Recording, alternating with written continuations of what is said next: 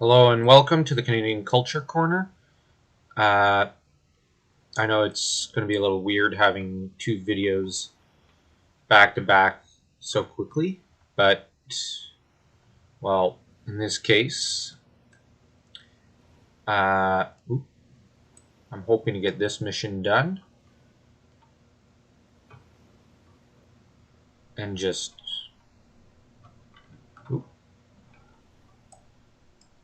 as I'm also really tired because the dog was barking all night. Hopefully we can, deal with these guys.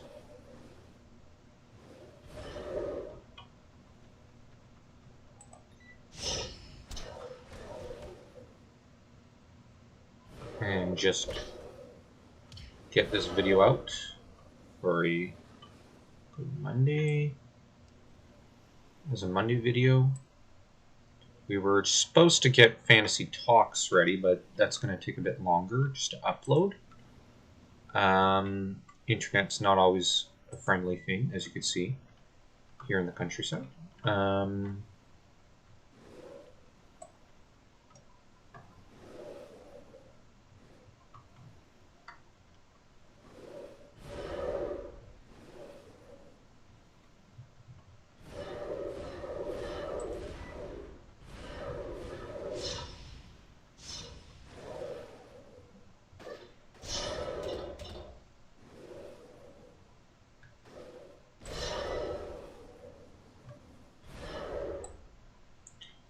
Alright.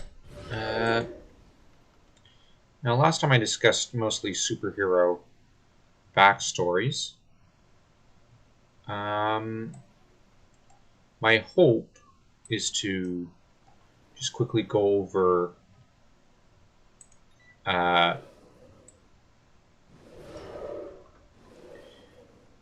probably my favorite of the backstories, which is probably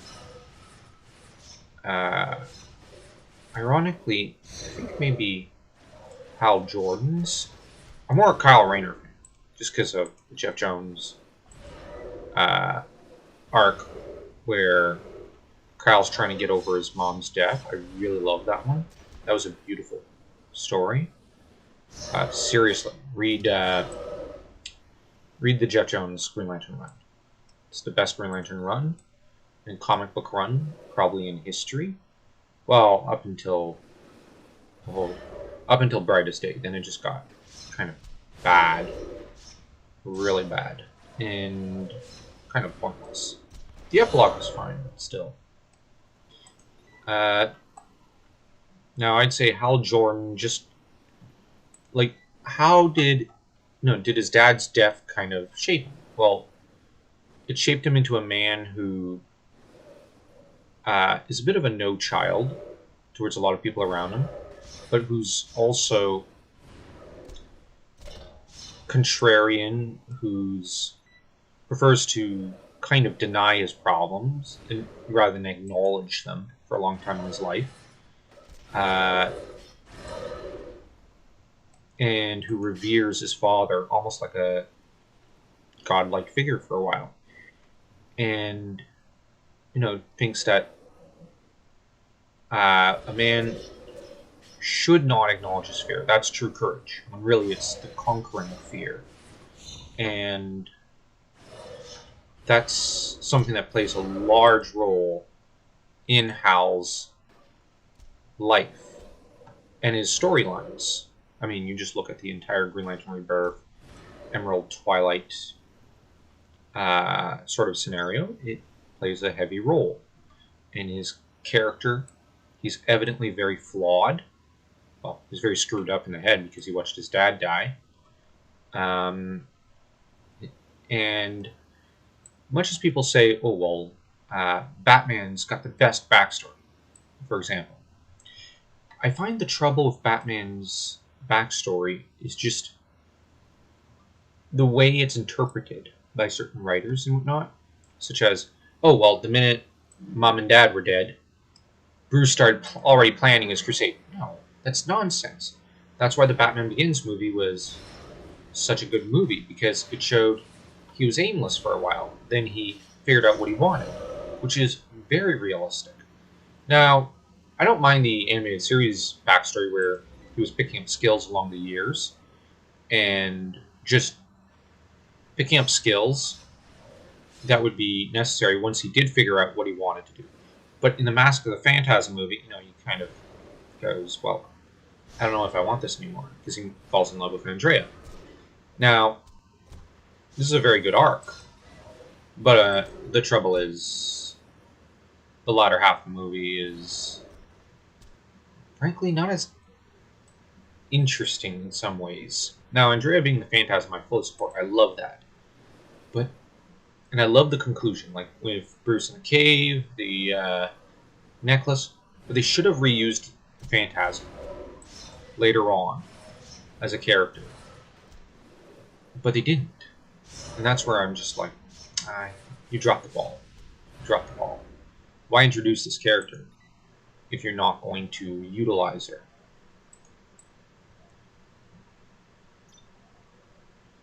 Alright.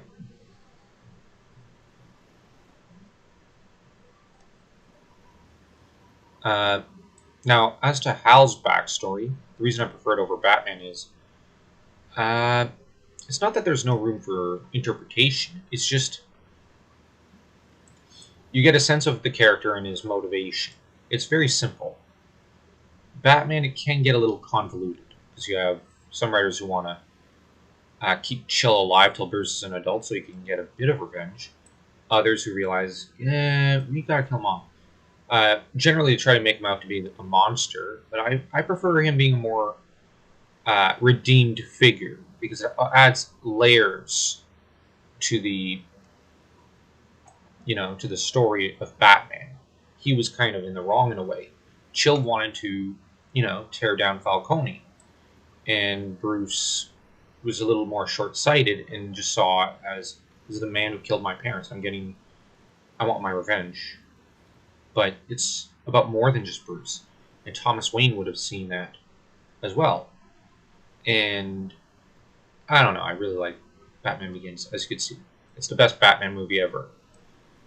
And yes, I think it's better than Dark Knight. Yeah, I'm biased. Oh, well, no, wait, it's the second best. The best is probably Under the Red Hood, I have to admit. That one was freaking cool. But Hal's backstory is kept relatively simple. The only thing I wonder is, who sabotaged the plane? I forget. I think that did come up, although I forget when. Because I'm pretty sure there was sabotage that caused Hal's dad's death. What I also like is how you have a case of Hal's mother engaging in abuse of her child. And this is a bit of a very dark, if simple thing. And I always thought there was a hint that Hal's dad probably would have divorced her eventually because, well, she's psychotic. And she put her eldest son to beating her middle one whenever he talked about flying or talked to any of his dad's friends and whatnot. And I know this was kind of introduced in Jeff Jones' run, but it was a beautiful retcon.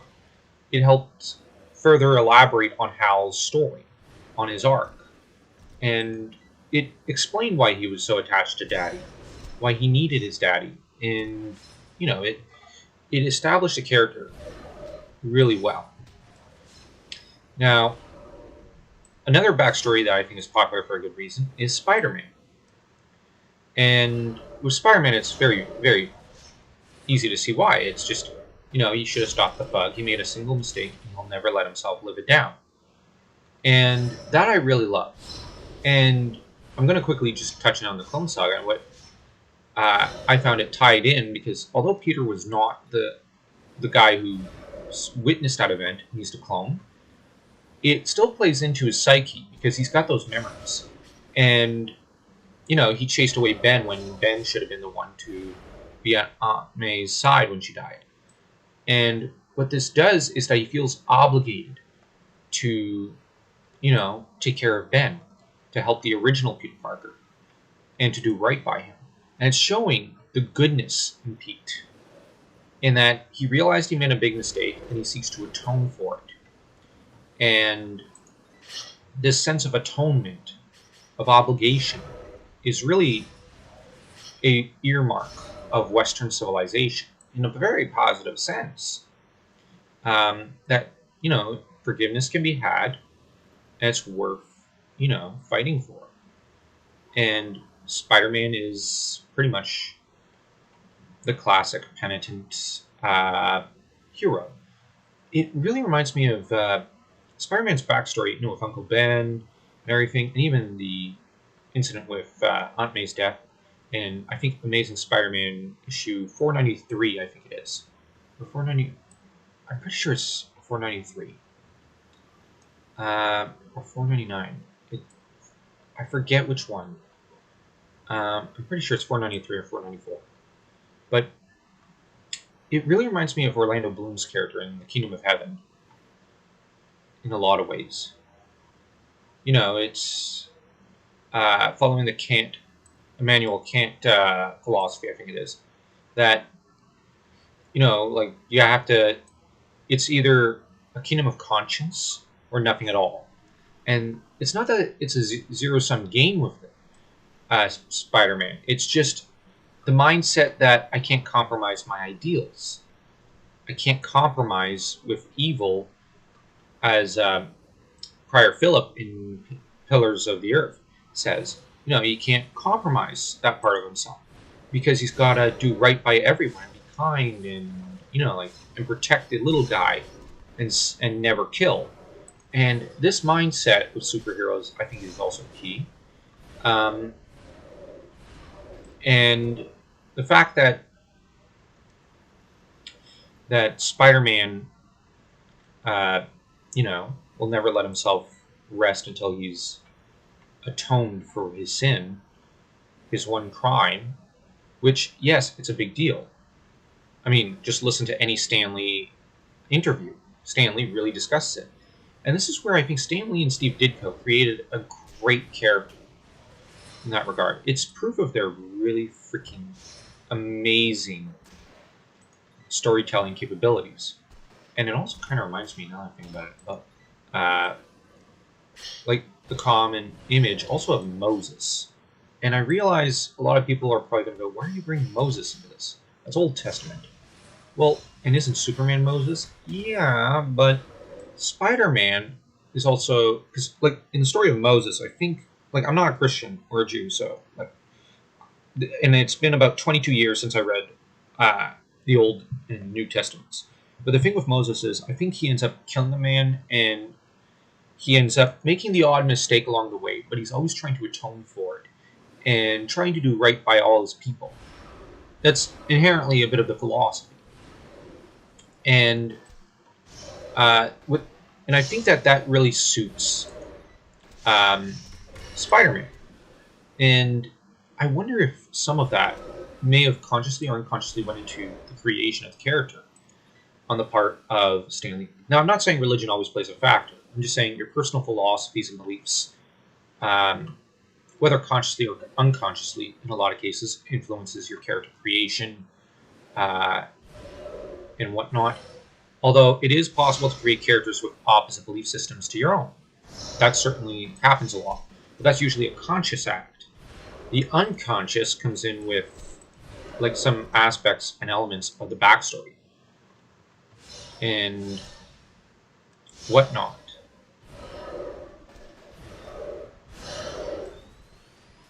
There. Now, and the lesson I think to take away from Spider-Man and Hal Jordan is that one should bear it in mind when creating a backstory. A flaw, you can either make the character, if he's a child, you have to bear in mind their innocence, and that a childhood tragedy, such as Hal's, could end up shaping his every belief and action and adding a shadow to it. And I find that that's something that the live-action Atlantis movie did better than the First Flight movie. I really love the First Flight movie. It's probably the better movie. But I'm just saying, in a lot of ways,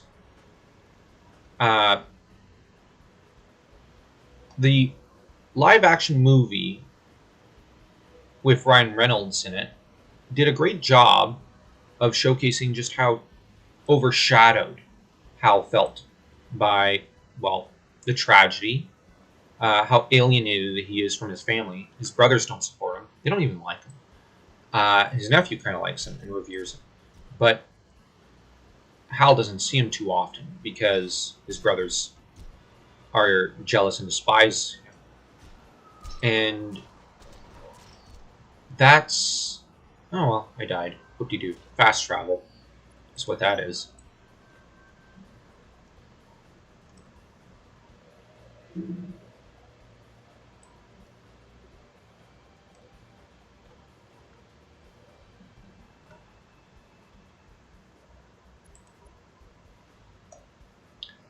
And as to Peter, he was an only child and whatnot. And at least with Uncle Ben and Aunt May, I know he's got his parents, but that's where, in a way, what is this? No, I don't want that.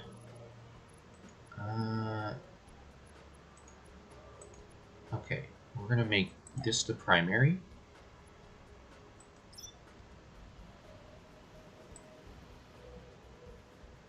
I can't run over walls. I think I chose the wrong super speed power.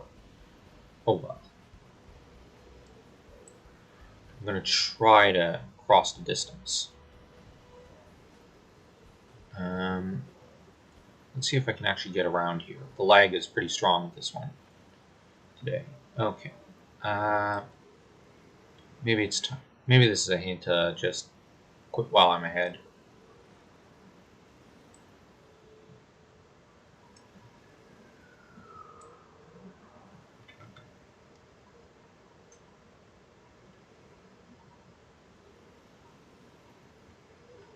Okay. This is actually getting really annoying.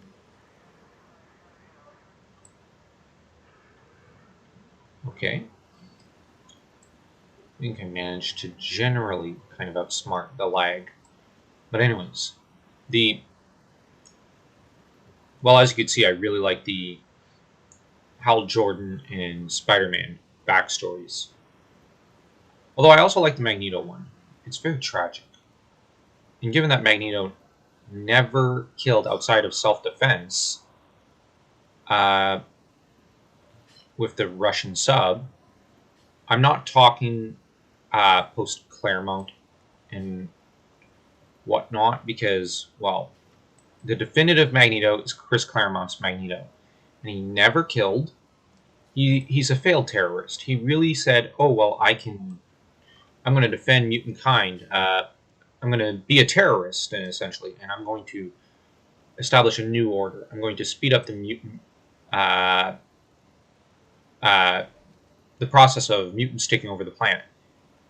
But if you actually pay attention and read between the lines, he doesn't do squat like that. It's Mystique who's more like that, who's more of a terrorist, mutant supremacist and whatnot. It's only in the movies that Magneto's a mutant supremacist, and maybe that terrible Wolverine in the X-Men cartoon, which was the worst cartoon of X-Men ever. But you look at even the 90s cartoon of X-Men, that is Magneto. He's not a murderer. He's a nice guy. He's just, as Koenma in Yu Yu Hakusho described the younger Toguro, he's a series of molehills and anthills. But at the bottom of each mystery that you try to, like, you'll keep exploring every tunnel within the man's heart and soul, but at the end of each one of them, there are traps, but I think you'll just find a broken man with a shattered dream. And that's very sad. And that's where I just think that Magneto as a character gets too much flack, but he's essentially the X-Men's Superman in a way. In a way, classically under Claremont.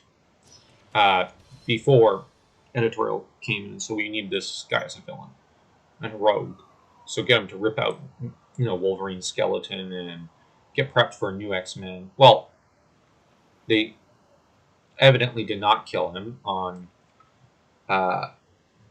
his one asteroid. I think it was Asteroid M.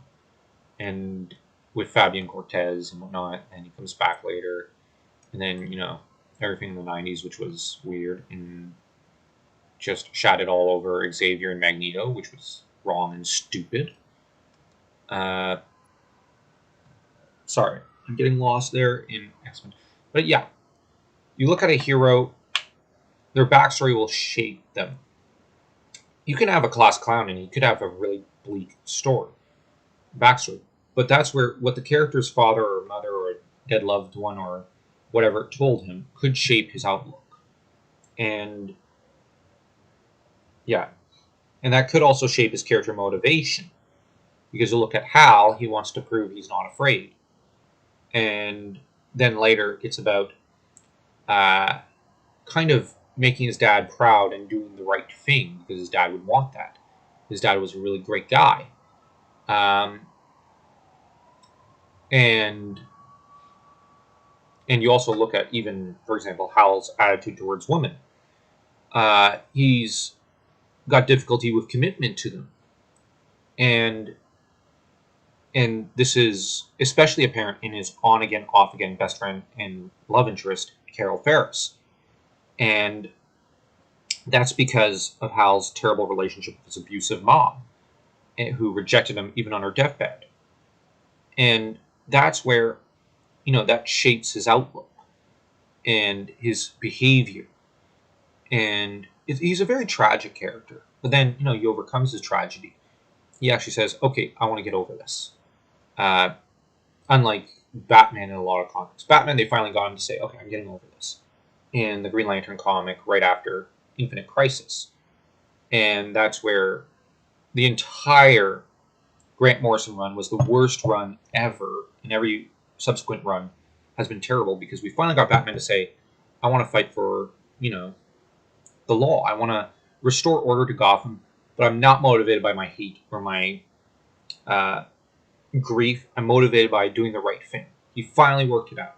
He went from being 8 years old mentally to being probably like 38 years old. And I like that. So you can have like the character obsess about the past, like Punisher or Batman, but they at some point need to actually mentally go over what happened and say, all right, what am I doing here? Because, self-doubt, uh, self-doubt, uh, getting a little lost along the way, these are natural things as human beings. You got to remember your character is human. And yeah, they have to be badass and you can stretch the story out. But I think one of the best written characters in fantasy, for example, is Conan the Barbarian. And now I have not read too many stories yet. I'm going to be doing that for the Epic Fantasy Reviews. And the thing to bear in mind uh, with Conan is that, at least in the movie, okay, this is really freaking stupid.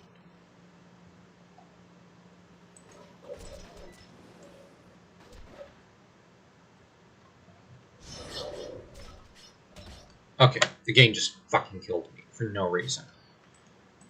Bloody leg. Oh, I'm back here. Oh, come on. This is so stupid.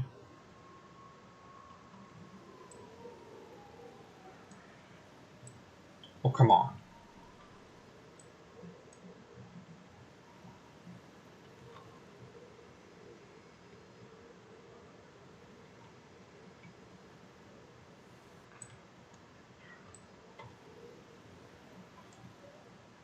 I should have probably revived near that reporter.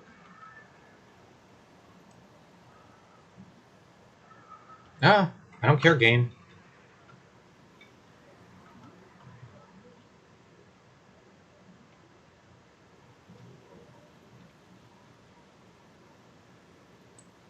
And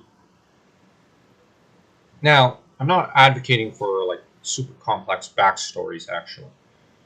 For example, Magneto. Relatively simple. Went for the Holocaust. Now, I know it's somewhat complicated there, but there. Done. I find Xavier has a bit of a convoluted backstory, and I really like it, but at the same time, it's just, okay, this is really complicated. Although, I love how it helps to introduce Juggernaut, who's just a psychopath. He's a cool villain. Um, and you got, like, Spider-Man. It's slightly more complicated than, say, Hal Jordan, but Hal's is pretty simple. And it's pretty easy to see where the good comes in. But there's also an internal battle.